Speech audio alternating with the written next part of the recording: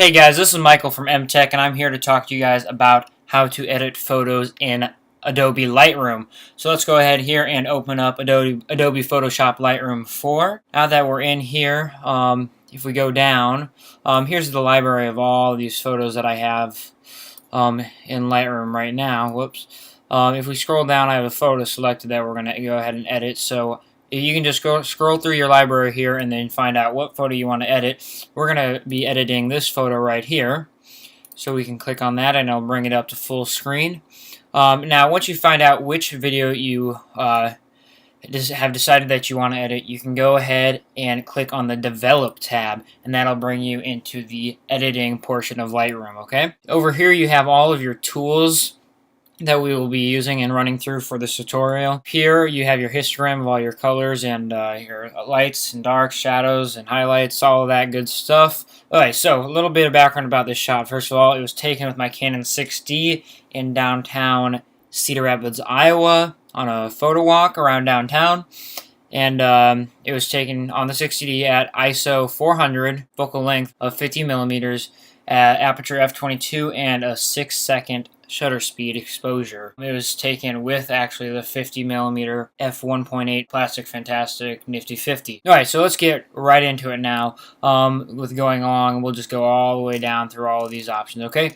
First of all, you can adjust the temperature of the color. As you can tell, in this scene there was a lot of bright yellow lights from the street lights that really gave it a yellow color. So what we can do here is we can bring down the color and really add more blues to it and take away blue colors to the shot rather than yellow. So bring that right down. Here you can adjust between green and purple. I think it's fine on this, so I mean you can see a little bit what that does in the extremes, but we're not going to go with that. Oh, and one thing to add to that I just did is if you bring it down here, let's say you want to reset this slider back to the center.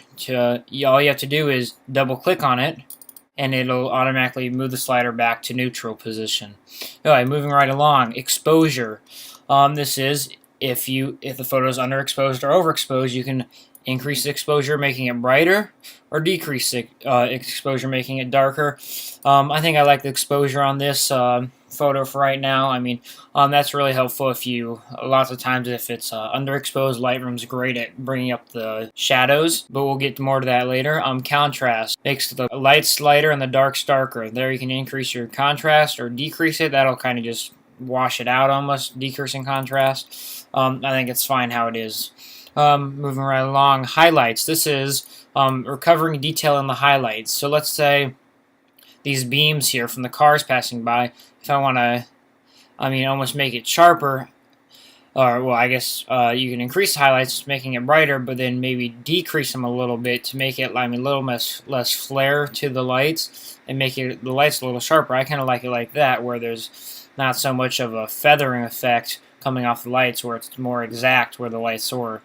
Shadows. Shadows you'll be most evident back here in the back where it's dark. What it can do is you can actually bring the shadows up and recover detail. Look at all that. Now you can actually see the windows on the buildings back here in the back, whereas before you couldn't even tell there were windows there hardly.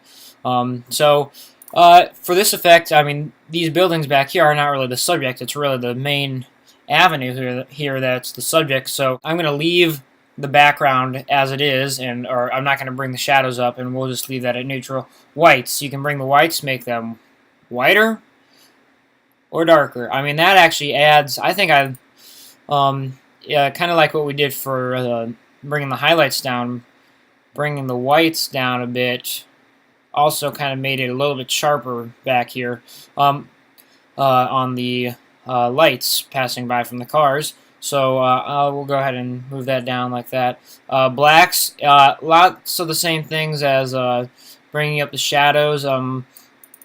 Blacks and shadows and then highlights and whites are kind of similar in what they do. There's not going to be a huge difference between the two, but some work better for different situations. So, that's something you can experiment with. Here we got our clarity. This is just going to make your image more clear or less clear. Obviously that gives it the soft focus effect, bring the clarity down. But you can really tell, like if you look down in here, at the gravel on the road or the bricks here. You can, if you bring the clarity up a ton, it makes it much more defined, or down, obviously, it smooths it all out, makes it blurry, essentially. Alright, next, vibrance. Vibrance is different from saturation in that it already detects what colors are already saturated and doesn't affect those, but instead saturates colors that aren't already saturated. So it's kind of like a smart saturation effect. So on this photo, I mean, I think we're good on saturation. I think it looks fine how it is, but you can see the difference. There's full vibrancy. You can pause the video and look at this later, and it just brings up those colors. But saturation, I mean, they are going to be kind of similar, but there is that slight difference. Okay, moving right along to, we're going to have the all tab selected here. So we have hue, saturation, and luminance. We'll go with hue first. Hue, first of all, in these street lights, it's kind of the turquoise blue color. Yeah, those are supposed to be green, actually. So this isn't going to fix it completely, but we're going to try our best. If you bring this down, the blue slider, and bring it more towards the green end, it'll make it even more turquoise, but in all reality, that's closer to the actual color it was than it was before. Sorry about that. Actually, what you can do here is you can bring the slider on the aqua down and bring that and make that a little greener. I mean, that's not going to, obviously, that's not perfect. It's still got turquoise in it, but it is better than how blue it was before.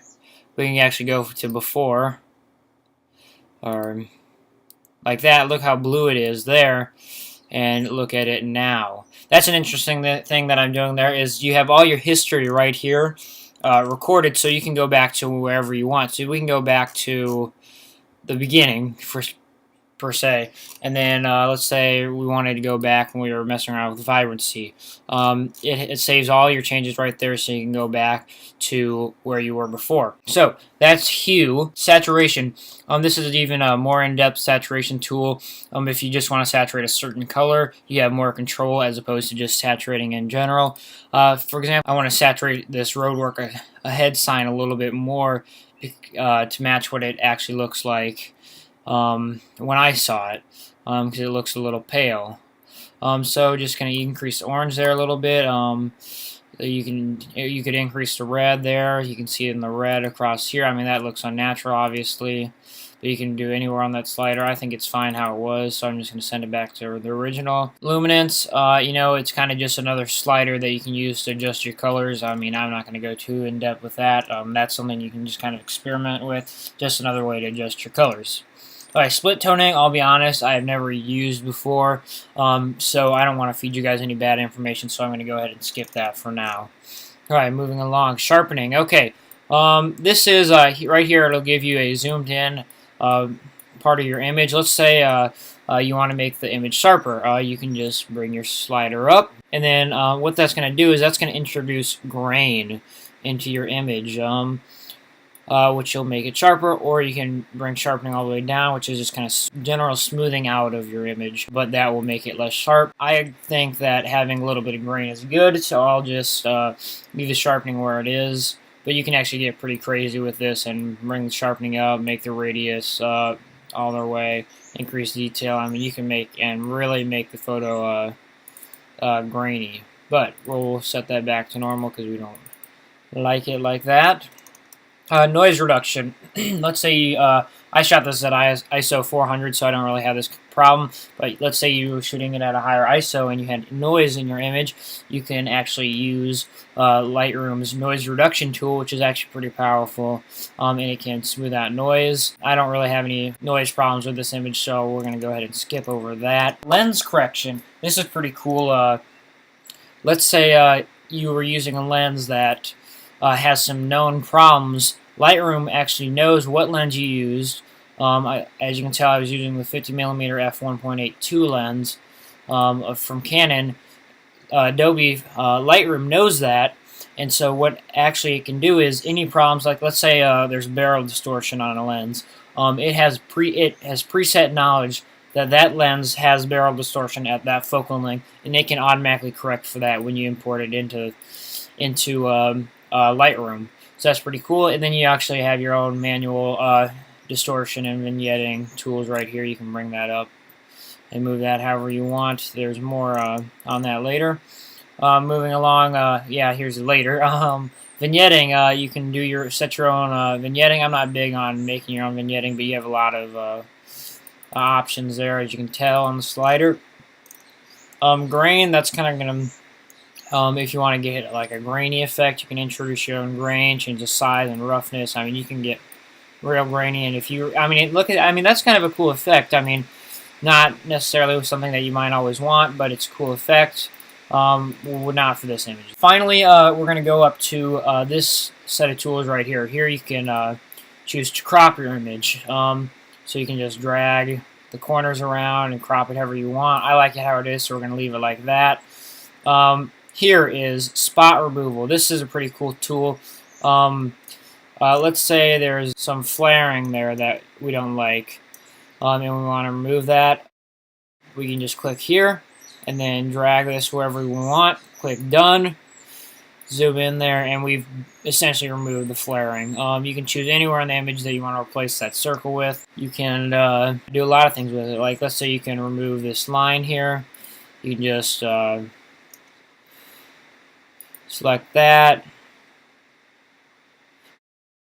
Lightroom will actually use its own engine to select a place to replace the spot with. You can also do it manually. And right like that, I mean, you could do it. I did that really quick. You could do it a little bit better. But look, already that mark on the pavement is already gone. Go back up to the top. This brush tool is what we're going to do next. Brush tool, let's say you want to apply some of these changes anywhere in this box from my cursor and above. Change these settings on your image, but only in selective places. What you can do is, let's say we want to, somewhere. Let's say we want to brighten this sign up. I mean, I don't really, but for this image purposes, I want to do that. What you can do is you can get your tool out here and just paint over it. And actually, let's change this right now. We want to bring the shadows up. Exposure normal. So what you can do is I'm doing this pretty rough, but you can do this in a lot better detail than I am right now. You can just paint this in, and now makes that sign more noticeable, makes it brighter. Whoops. And just like that, you can click done. And there you go. See, yeah, obviously it looks bad right now because I did that really quick. Alright, so that's going to bring our wrap up to our Adobe Photoshop Lightroom 4 tutorial. If you have any questions, leave them in the comments down below. I hope this was helpful for you guys, giving you a semi-in-depth overview of the tools that you can use to edit your image in Adobe Lightroom 4. Thanks for watching, guys. Don't forget to rate, comment, and subscribe. Bye.